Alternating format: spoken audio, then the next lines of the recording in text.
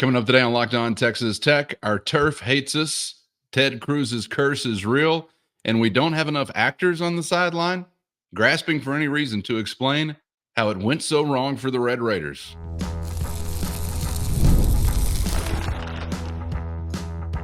You are Locked On Texas Tech, your daily podcast on the Texas Tech Red Raiders. Part of the Locked On Podcast Network, your team every day. Great to be with you again on Locked On Texas Tech on the Locked On Podcast Network, your team every day, always free and available on YouTube or anywhere you get podcasts. And today's episode brought to you by Gametime. Download the Gametime app, create an account, and use our code LOCKEDONCollege for $20 off your first purchase. With the only Chris Level, I'm Casey Cowan, back for a reaction edition of the program following an inexplicable experience at Jones Stadium on Saturday.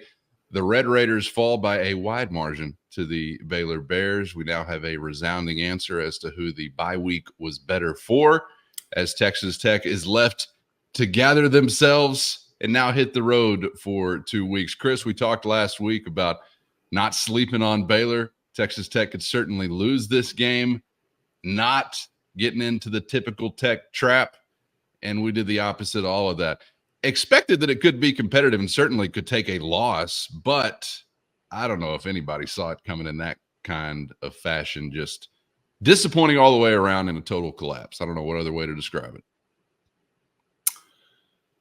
I was pretty much speechless. I mean, it's not good for a radio guy. This wasn't like so many games that we've talked about previously. This wasn't the result as much as how you got to that point. Really, just kind of a total melt. So we knew there was something weird about this game going into it, that Baylor was this really close. I think Baylor had played really good teams coming into what we're seeing now with – it helped refresh my memory. They played Utah in the non-conference, and that's when they had Cam Rising, and that was up in Salt Lake, and that was a fairly close game. That's when Cam Rising got hurt. That's when Daquan Finn got hurt as well. They ended up playing BYU. They played Colorado. I can't remember who I'm missing there. Iowa State.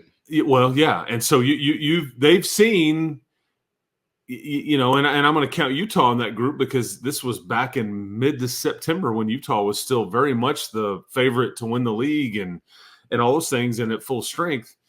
And so they had seen the best maybe defenses, and they were averaging about 28 points a game. And so you knew they were really close, and they just total meltdown for them in Boulder on a Saturday night. That was just borderline miracle. And so they came in, and we just kept saying, man, they're really close. They're really close.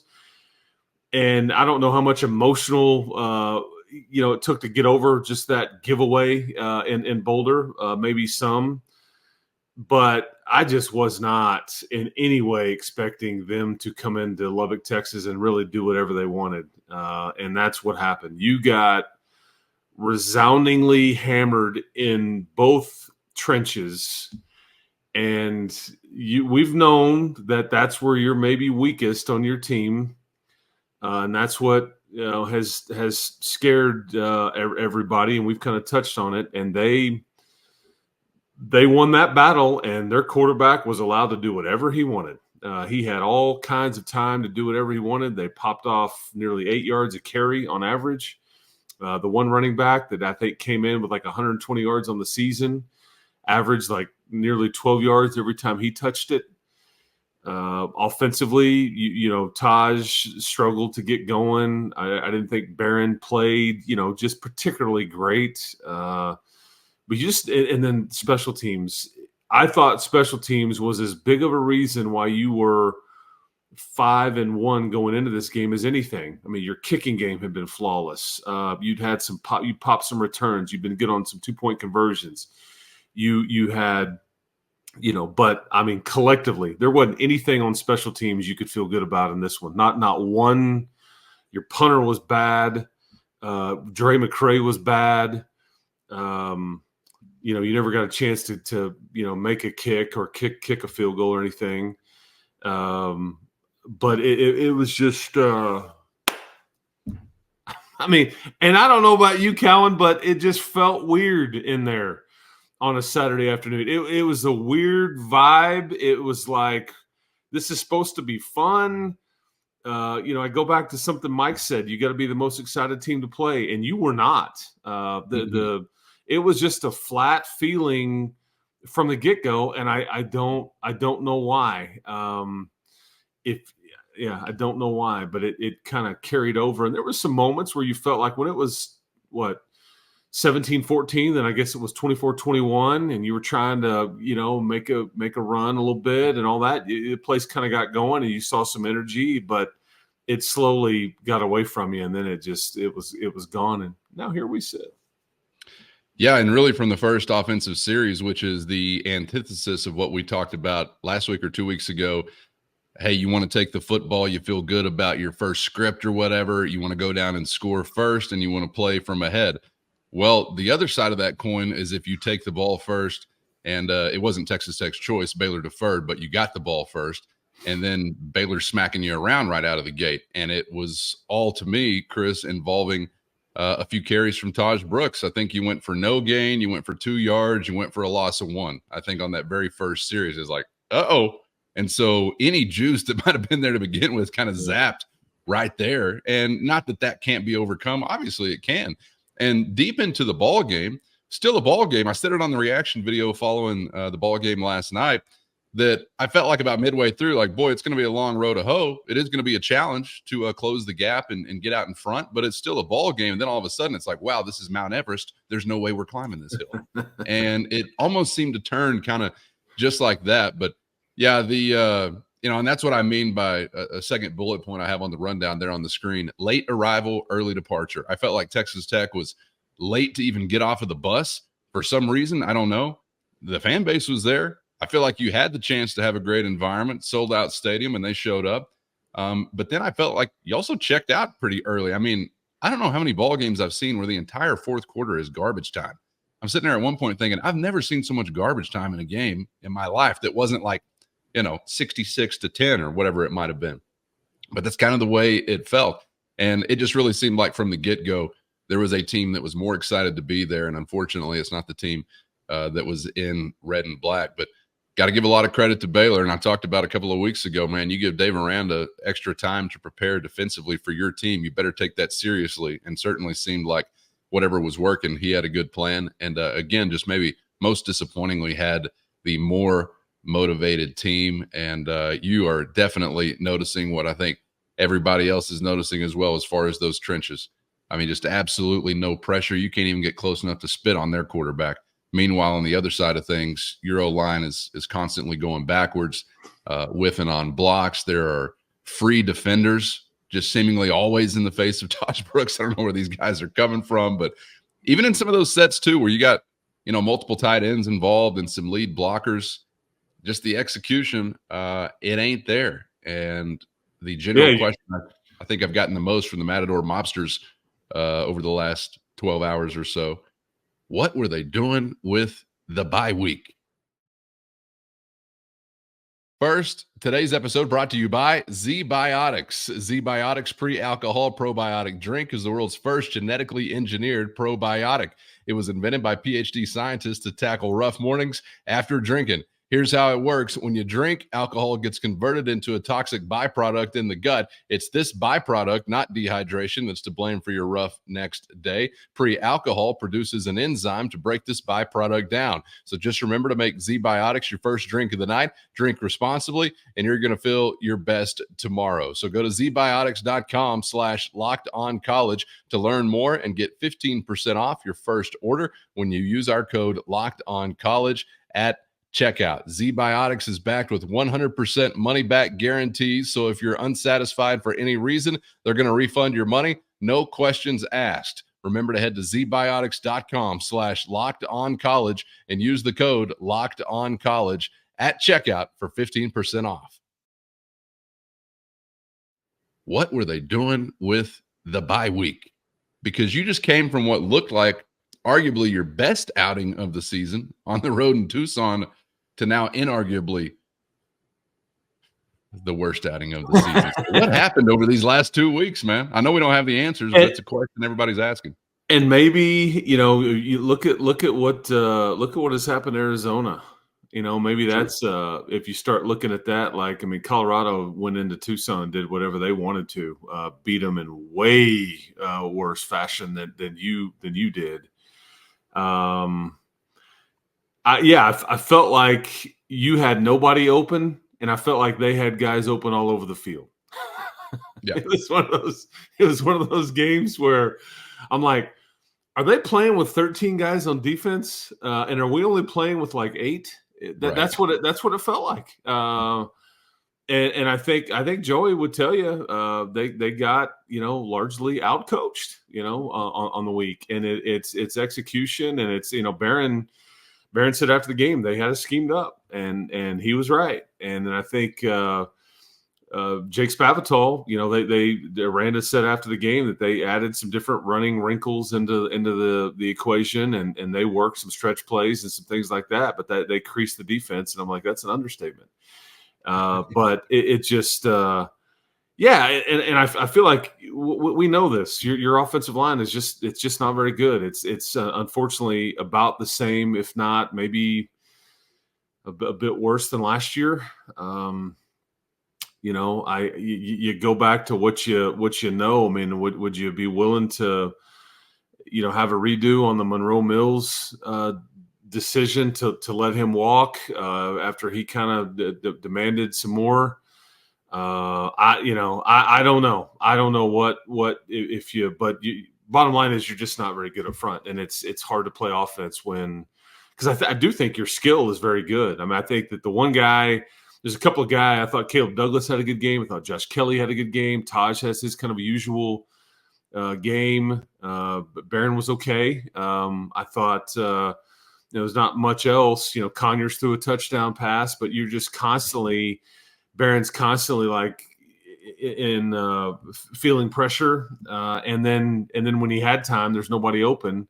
And maybe I need to go back and watch. Maybe there are guys more open than we thought, and that's where you have to be really good. You got to throw guys open. You've got to, but then defensively, it's back to we're not good at homecomings, literally, because it was homecoming over the weekend. But Sawyer Robertson coming back home, and then Maverick McGuire coming back home.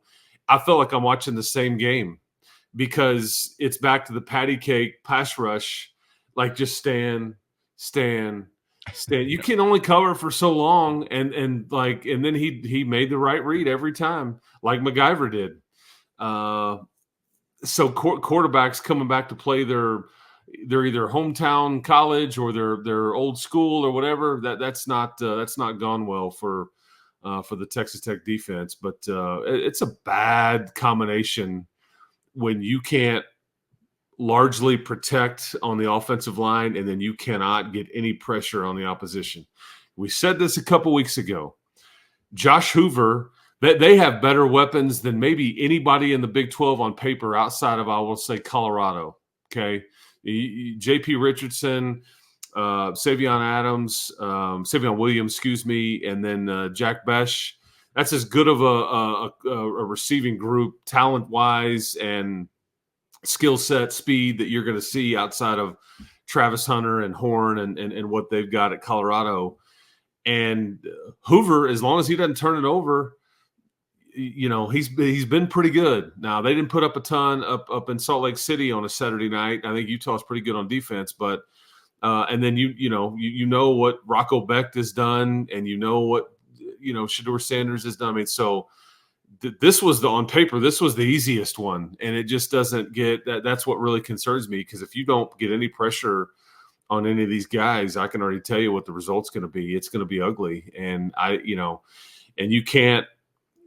we can say we want to run the ball, but you're not good enough to just say we are going to move the chains and run it when we want to, and we're going to keep that good quarterback over on the sideline. You're not that team. You can kind of be. But I mean, how many rushing plays did you have against Baylor where it's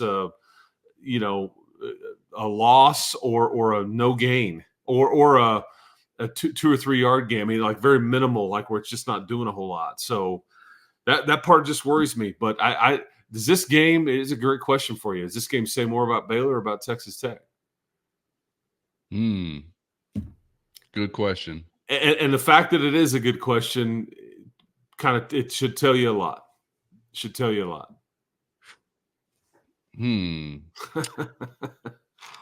I'm inclined to say it might say more about Texas Tech. I think in general over the past few weeks, people have been asking us, is Tech being ignored in the polls? Will we be ranked after this win or that win? My response has mostly been, no, we will not be ranked, and no, we're not really being ignored. We haven't quite earned that. And I think maybe there's some confirmation, obviously, in that on Saturday. I think Baylor may have been playing similar football to what they've been playing, except it wasn't against Iowa State, Colorado, BYU. I mean, Colorado, BYU were one possession games, I believe. Iowa State, they had a lead in the third quarter, and then it got a little lopsided. Yeah, and I'm by no means trying to sit here and say that Baylor is some juggernaut. That they are not great. But I think based on who they have played, and then you look at who you have played, you kind of, law of averages, they kind of played the same game, but maybe it was not against as good of a competition this time. I mean, for how many decades running is a Texas Tech fan having to say, we got to be better in the trenches? I mean, that's what separates the men from the boys, always has, always will. That's what the best programs in the country recruit the best. Mm-hmm. And you try to pick off what you can when you can, and occasionally you do. But it doesn't take a whole lot of rocket science or football expertise to understand that mass kicks ass, which is a rhyme we've heard here in the 806. And that was happening on Saturday. And Joey has said this, and you lose one of your better interior defensive players for what appears to be a while. Such a Red Raider moment. Hey, let's review a play for the difference of a millimeter. Okay, let's run another play, and then let's send a guy out on a gator. I mean, that's just so Texas Tech. It hurts.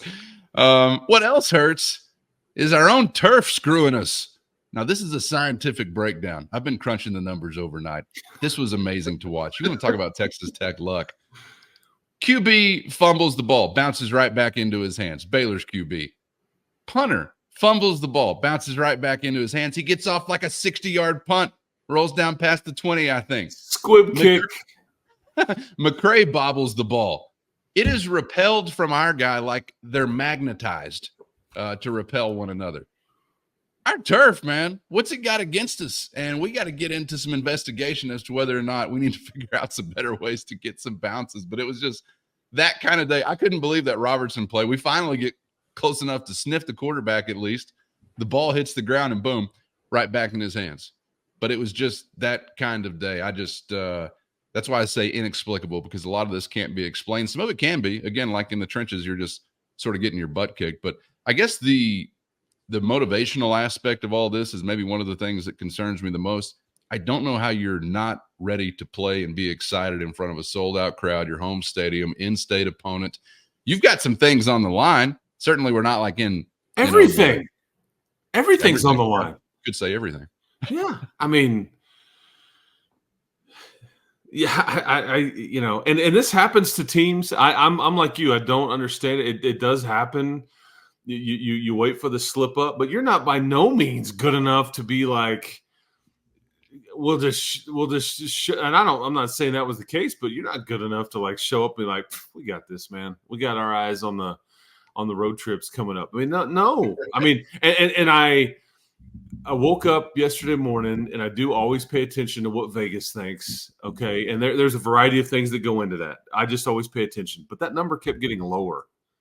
Yep. And I'm thinking, what did it kick off at, like 4.5 or 5? Yeah, I think so. Okay, yeah, and it opened it like at 8, and then it just kind of stayed at about 6.5 most of the day, and I don't know what it kicked off at, but I mean, I think I saw 5 or 5.5, and it maybe even been 4.5, depending on where you looked. But I thought, this is weird. And there, as we found out, there was no injury for you that would have dictated it to everybody, both teams seemingly pretty healthy. I mean, they had some guys out still, but it just and then the weather was strange, but it's just a weird feeling in there, man. I can't remember a game like that where it was just a weird vibe, like nobody having fun, including you or I. We didn't get to leave early. I would have. I know you would have too. I mean, shout out to the people that did not. Yeah, I got to work on some of my sad first down calls. Was hoping I'd never have to use one of those this year, but hope they were appropriately sad. I had Brian Jensen toward the end of the game, like, well, I guess Levels quit on us, and I'm like, no, I'm still here. I don't want to be. I'm still here.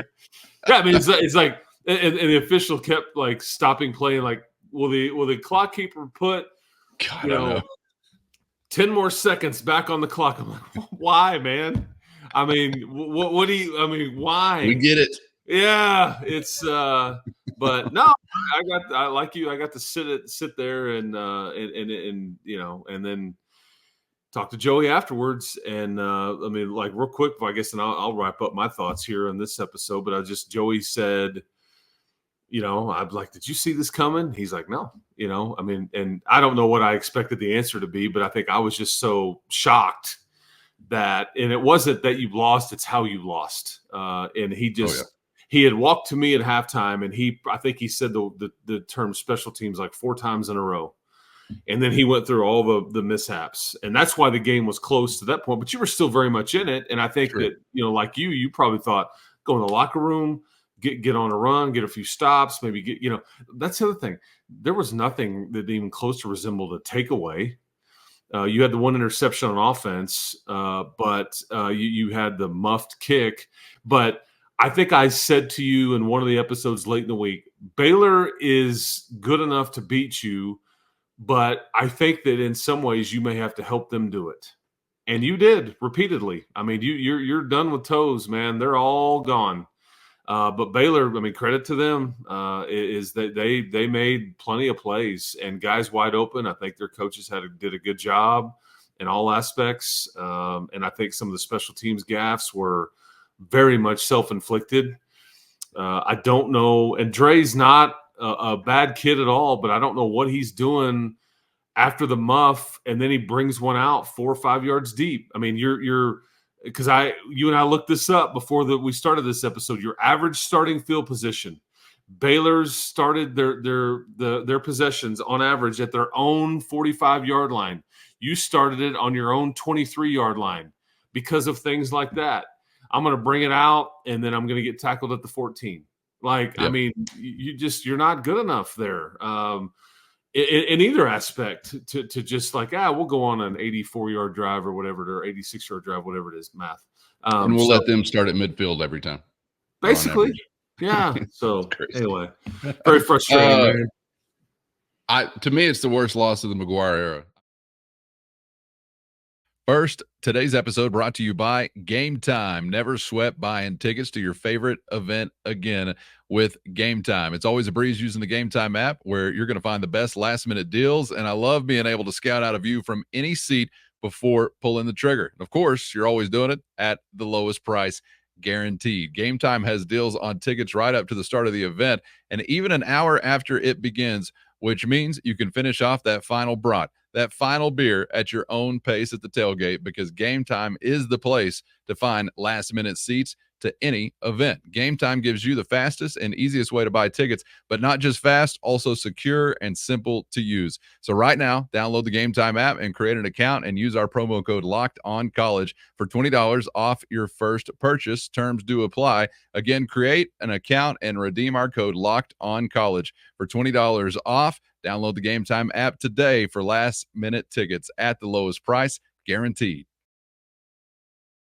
To me, it's the worst loss of the McGuire era. I may be missing something totally obvious. I don't know. No, I completely agree with you. Completely. But I think it's number one on the list. The bye week, extra time to prepare.